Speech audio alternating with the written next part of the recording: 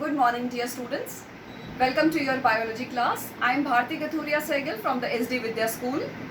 We have started with the topic of sexual reproduction in flowering plants. But today I'll be telling you about some major points and some questions which have been asked in the board exams repeatedly year after year. So कुछ ऐसे questions discuss करेंगे इसी process के बारे में, sexual reproduction के बारे में, जो बार बार पूछे जा चुके हैं और जो बहुत इंपॉर्टेंट है, तो उनके बारे में डिस्कस करते हैं। आपके जब हमने चैप्टर स्टार्ट किया था तभी हमने बात किया था कि दो मोड्स ऑफ रिप्रोडक्शन है, असेक्सुअल और sexual. If there is only one parent it is called as asexual, और अगर टू पेरेंट्स इन्वॉल्व हैं it is called as sexual mode of reproduction. तो ये जो सेक्सुअल मोड ऑफ रिप्रोडक्शन है इसमें दो पेरेंट्स का इन्वॉल्वमेंट है। इसके साथ ही आपके पास एक बहुत इंपॉर्टेंट क्वेश्चन आता है, अपनी एनसीईआरटी बुक में फाइंड आउट कीजिए। इट इज स्पेशली मेंशन्ड कि why sexual mode of reproduction is better, is considered better, क्यों कंसिडर बेटर किया जाता है, या why most of the multicellular organisms reproduce by the sexual reproduction mode, और what are the disadvantages of asexual mode of reproduction, और why is it considered better. So there are many different types of questions which can be asked on the same topic. तो इसका बहुत ही important एक ये question यहाँ से बनता है।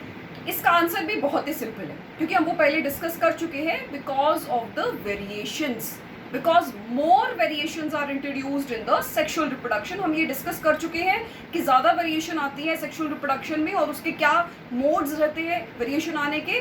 पहला मोड रहता है बिकॉज टू पेरेंट्स इन्वॉल्व है और दोनों का डीएनए मिक्स होगा तो ऑब्वियसली ज़्यादा वेरिएशंस आएंगे। वेरिएशंस का मतलब चेंजेस, जितने ज़्यादा, how much a degree, degree मतलब कितना कोई एक न्यू जनरेशन अपनी पेरेंटल जनरेशन से अलग है, that degree of difference is called as variation.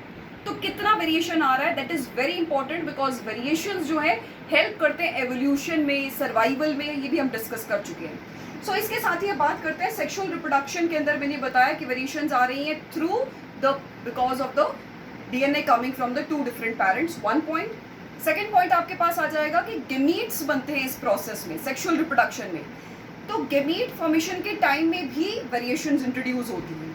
Plus obviously आपसे डिस्कस कर चुके हैं पहले कि there can be obviously errors जिसकी वजह से इंट्रोड्यूस हो सकते हैं, और एनवायरमेंटल फैक्टर्स है जिनकी वजह से वेरिएशंस आ सकती हैं। तो ये है सेक्सुअल रिप्रोडक्शन के अंदर, लेकिन फिर भी चांसेस ज़्यादा है as compare to asexual reproduction. So that's a very important question जो हम बात करते हैं। इसके साथ ही बहुत ही इंपॉर्टेंट एक और क्वेश्चन आता है कि सेक्सुअल रिप्रोडक्शन में अगर दो पेरेंट्स इन्वॉल्व हैं, तो अगर दो पेरेंट्स के सेल मिलकर एक नया इंडिविजुअल बनाएंगे सो उसके अंदर तो डीएनए डबल हो जाएगा।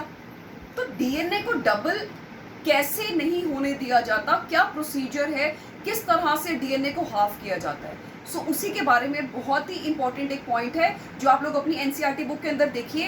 How is the number of chromosomes restored, how is the number of chromosomes reestablished. बार बार यही बात की जाती है कि किस तरह से नंबर ऑफ क्रोमोसोम्स जो है नेक्स्ट जनरेशन के अंदर दोबारा से रीएस्टैब्लिश किया जाता है। तो इसके लिए बहुत ही एक इम्पॉर्टेंट चीज़ है जो आज हम डिस्कस करने वाले हैं, which is the formation of gametes.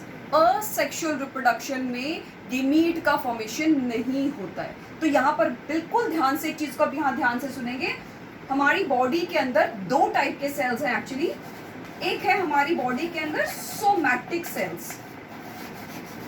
Somatic cells वो है जिनसे हमारी पूरी बॉडी बनी है, मतलब आपके हाथ, पैर, किडनी, लंग्स, जितने भी आप लोग, हेयर, स्किन, ये सब जितने भी ये सब आपके सेल्स नजर आ रहे हैं ये सब आपके सोमैटिक सेल्स हैं, जिनके अंदर नंबर ऑफ क्रोमोसोम्स है आपको पता है, हम कहते हैं 46।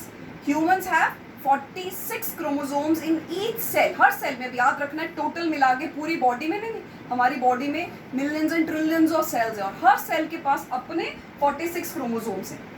इसके अलावा एक और टाइप के सेल प्रेजेंट है हमारी बॉडी में जिन्हें हम कहते हैं जर्म सेल्स। जर्म सेल्स वो सेल्स हैं जो कि पार्टिसिपेट करते हैं in the process of reproduction, और इन्हें हम जर्म सेल्स को ही क्या कहते हैं, गेमीट्स कहते हैं।